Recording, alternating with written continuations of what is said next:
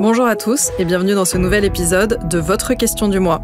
Nous nous penchons aujourd'hui sur la thématique de l'épargne salariale et notamment sur ce qu'elle devient une fois que l'on arrive à la retraite. Pour nous en parler, nous sommes ravis d'accueillir Nadine Hutter, qui est directrice commerciale chez Natixis Interépargne. Bonjour Nadine. Bonjour Ingrid. Alors c'est vrai que c'est assez courant quand on travaille de bénéficier d'un plan d'épargne salariale. Quand on part à la retraite, est-ce qu'on peut alors le débloquer ? Est-ce qu'on peut le placer sur un compte qui rapporte des intérêts ? Bref, quelles sont un peu les meilleures solutions ? Alors tout d'abord, rappelons que lorsqu'on détient un PEE, un plan d'épargne entreprise, les avoirs sont bloqués pour une durée de 5 ans. Il y a 11 cas de déblocage anticipé et l'un de ces cas est la rupture du contrat de travail, notamment pour son départ à la retraite. Quant au PERCOL, le plan d'épargne retraite collective d'entreprise, les avoirs sont par définition bloqués jusqu'à la retraite ou jusqu'à l'âge légal de départ en retraite. Néanmoins, il faut savoir que lorsque l'on part à la retraite, l'épargne salariale et retraite constituée au sein de son PEE ou de son PERCOL n'est pas automatiquement liquidée et versée aux salariés. Il faut faire une demande de déblocage si l'on souhaite récupérer tout ou partie de son épargne. Donc on peut faire le choix de débloquer ou non l'épargne de son PEE ou de son PERCOL, c'est bien ça ? Tout à fait. Et si vous n'avez pas un besoin urgent de liquidité, mon conseil est de ne pas se précipiter.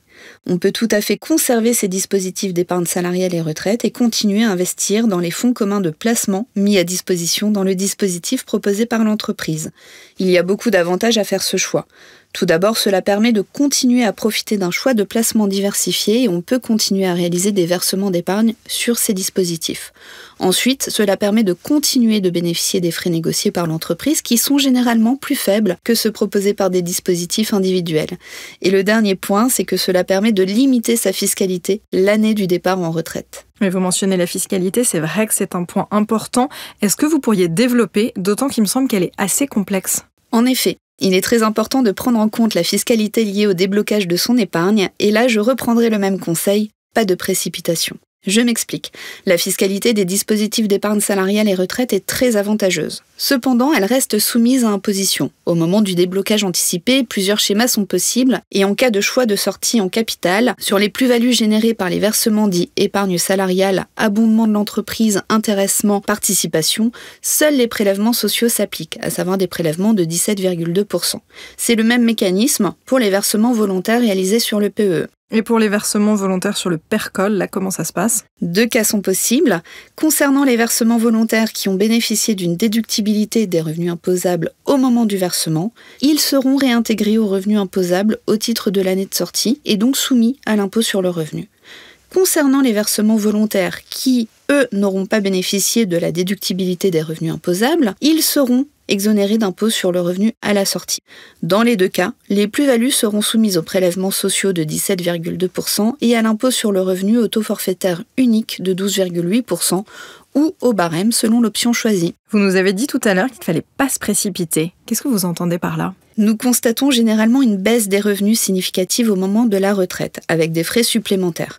Plusieurs avantages ne sont plus pris en charge par l'entreprise, comme par exemple la complémentaire santé, une éventuelle voiture de fonction, un téléphone professionnel qu'il faut reprendre à sa charge. Notre conseil, c'est d'anticiper et d'ajuster son taux de prélèvement à la source. Et pour éviter d'avoir à verser un complément d'impôt, trop important l'année qui suit le déblocage des sommes, il est préférable de prévoir un déblocage échelonné. Si finalement on décide de débloquer les sommes, comment est-ce que se déroulent les choses ensuite ?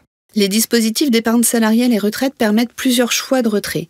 Vous pouvez opter pour un retrait sous forme de capital, total ou fractionné, pour notamment limiter l'imposition sur les sommes débloquées. En complément sur le PERCOL, vous pouvez également opter pour une sortie en rente qui sera imposée en fonction des types de versements concernés. Le mieux, c'est de faire quelques simulations de rente pour étudier les différentes hypothèses qui vous concernent. Et donc une fois qu'on a débloqué cet argent, en dehors évidemment de tout ce qui peut concerner des dépenses personnelles, qu'est-ce que vous recommanderiez de faire de ce capital ? Alors on ne le répétera jamais assez, mais la diversification peut vous permettre de trouver l'équilibre recherché pour orienter vos choix de placement. Il faut toujours garder de l'épargne disponible en précaution et placer le reste sur différents supports de placement. L'assurance vie, les comptes titres, le PEA, l'investissement immobilier, ces différents supports vous permettront d'épargner en fonction de vos objectifs de placement, de vos projets et de votre sensibilité au risque. Merci beaucoup Nadine pour vos explications. Merci Ingrid. C'était le dernier épisode de cette saison. Merci de nous avoir suivis. Rendez-vous très prochainement pour de nouvelles questions. Mais en attendant, vous pouvez réécouter ce numéro sur le site Vision Patrimoine et la chaîne YouTube Caisse d'épargne. Merci et à très bientôt.